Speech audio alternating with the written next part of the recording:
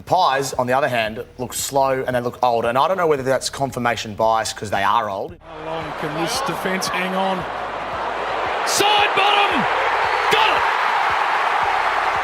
it! They looked old, they looked underprepared, they looked unfit, they looked slow. You got Maynard sitting there all by himself, composed enough to put it through. Perfect setup, a great finish from Collingwood. We've got to get goal side of Nick Dacos because he goes one speed forward and one speed backwards. They're different. They're totally different speeds. Brisbane, Elliott wins it, got it the next day. The overlap from the little champion. Dacos, Nick, goals. Very easy to see them being in a similar position as Richmond, like in 12, 24 months' time. It's exactly the same method that they tipped into. So who would have thought that it's probably not the wisest decision to make sweeping, grandiose statements after just one game of footy? 5 weeks ago, they were written off as too old and too slow. And today, the Collingwood Football Club stand as equal favourites for the 2025 Premiership. Now, if you are a subscriber to my channel, you are no doubt aware that I have a few parameters that I measure football teams on. And today, I will apply these measures to the Magpies' first 6 weeks of footy. Fox Footy have told us for years that a Premiership side must be in the top 6 for both attack and defence. And Collingwood, along with the Gold Coast Suns and Geelong, are the 3 teams that qualify in both of these categories. The Pies rank 6th for average points per game, scoring 90 points per contest, while they have the second best defence, holding opponents to just 66 points per game. And it's this defensive improvement which has been the catalyst for their resurgence.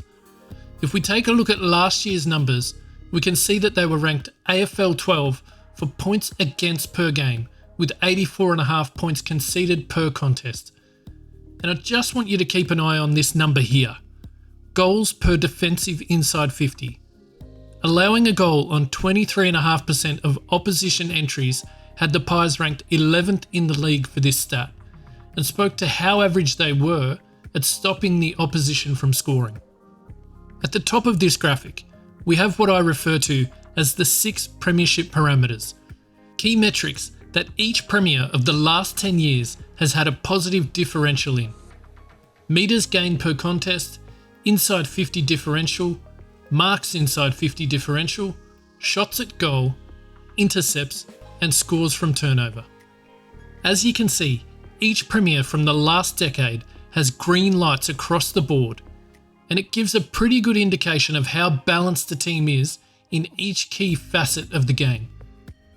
Good teams who are deficient in one or more category tend to be found wanting on the big stage, as was the case with the Swans last year. If we flick back to the Pies 2024 data, we can see that Collingwood had negative differentials in both territory and inside 50s, which meant that more often than not, they were playing the game from their back half. A stark contrast to their Premiership numbers. Even the positive differentials they did have were minuscule, and if anyone's game in 2024 screamed bog average, it was the Pies. It was no surprise to me that they finished the season in 9th place.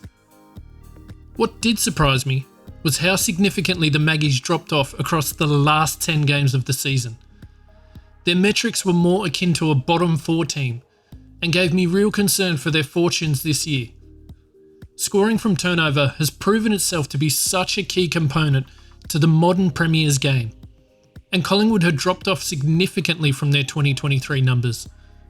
If we look at the top 3 sides in this statistic across the last 8 years that this data has been measured, we can see that every single Premier in that time period has ranked in the top 3 for scores from turnover differential per game. And 5 of the last 6 Premiers have led the league in this statistic. If you can't consistently and efficiently punish a team's errors, then your team is just not making it to the pointy end of September. And in 2024, the Pies were, dare I say it, average at scoring from turnover. In the bottom right of the graphic, I have a chart which measures the volume of a team's inside 50s against their efficiency at converting those inside 50s into goals. a graph that measures quality versus quantity, if you will. Every preliminary finalist from the past 25 seasons has been included in this chart, with beaten prelim finalists highlighted in grey, beaten grand finalists in orange, and each premier is the golden dot point. As you can see, every single premier for the last quarter century has had a positive differential in inside 50s. The 2016 Dogs are the only premier that doesn't reside within the upper right quadrant of the graph, as their inside 50 differential of plus 10 per game, which accelerated to plus 16 per game in September, proved to be enough quantity to overwhelm their more polished opponents. In 2023, the Pies were here, right in the region where closely fought grand finals are won. In 2024, they slipped all the way back here, as both the quality and quantity of their method dropped away. And this season, they are back with a vengeance, right in the sweet spot where dynastic teams made their runs from.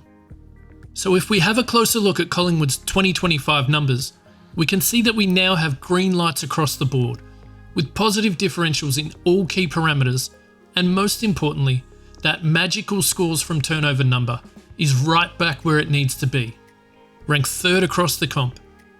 And the good news for Pies fans is that it's about to get even better.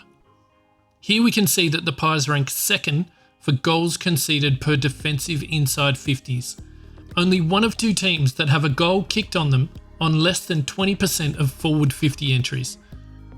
But have a look at their offensive data.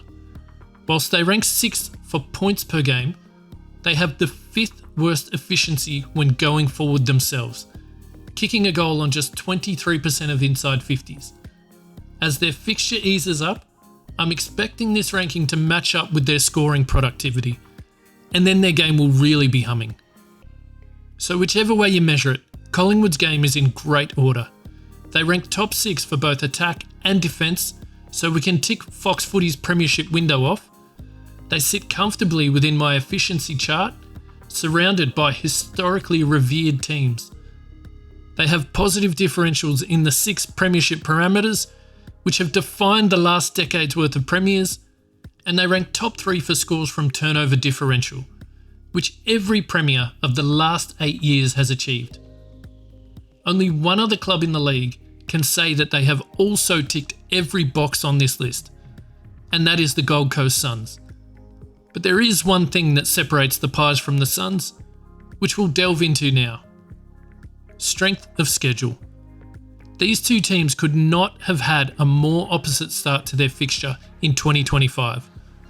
The Suns have faced the teams that finished last, second last, third last, fourth last, and fifth last in 2024 across their opening 5 games of the season.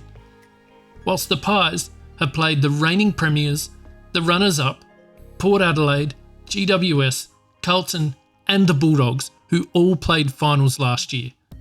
Gold Coast numbers have been significantly skewed by the weakness of their opponents, whilst the Pies have posted the league's best data set despite having the hardest fixture thus far.